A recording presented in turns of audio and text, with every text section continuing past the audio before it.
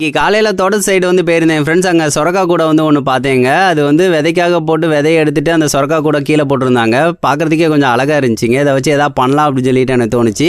சரின்னு சொல்லிட்டு வீட்டுக்கு வந்து எடுத்துகிட்டு வந்திருந்தேங்க. இதுக்குள்ளே வந்து கொஞ்சம் விதைகளுமே இருந்துச்சு. கையை உள்ள விட்டு விதைகளை வந்து தனியாக அந்த மாதிரி வந்து எடுத்துக்கிட்டேன். இதை வந்து நம்மளுமே முளைக்க வந்து போட்டுக்கலாங்க. நல்ல குவாலிட்டியாக தான் இருந்துச்சு விதைகள்லாம். பாருங்கள், நம்மளுக்கு இவ்வளோ விதைகள் வந்து கிடச்சிருக்குங்க. அதுக்கடுத்து அந்த கூடை வச்சு என்ன செய்ய போகிறோம் அப்படின்னா, ஒரு குருவி கூடு செய்ய போகிறோம். சுற்றி வந்து இந்த மாதிரி வந்து நெத்தலுங்குத்தல் இருக்கா, அதனால் கொஞ்சம் சமமாக இருக்கிற மாதிரி சுற்றி வந்து வெட்டி வந்து விட்டுக்கிட்டேன்.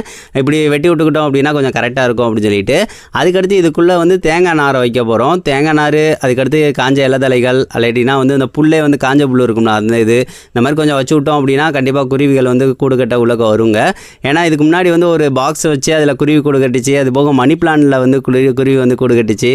ஸோ அவ்வளோதான், நம்மளுக்கு ஒரு சூப்பராக குருவி கூடு ரெடி ஆயிடுச்சு. இதை வந்து வீட்டில் வந்து அந்த ஒரு இதுக்கு முன்னாடி வந்து குருவி வந்து கூடு கட்டின இடத்துக்கு பக்கத்துலேயே வந்து இந்த மாதிரி மாட்டி விட்டுட்டேன். இந்த மணி பிளான்ட்டுக்குள்ளக்க தாங்க ஒரு குருவி வந்து இதுக்கு முன்னாடி வந்து கூடு கட்டிட்டு முட்டை போட்டு குஞ்சு பொறிச்சு அந்த குஞ்சுகளை கூட்டிகிட்டு போயிடுச்சு. சரி, ஒரு நேச்சுரலான ஒரு குருவி கூடு ரெடி ஆயிடுச்சு. இதில் வந்து குருவி வந்துச்சு கூடு கட்டிச்சுன்னா கண்டிப்பாக ஒரு அப்டேட் வந்து பண்ணுறேன் ஃப்ரெண்ட்ஸ். இது எப்படி இருக்குன்னு மறக்காமல் ஒரு கமெண்ட் பண்ணுங்கள்.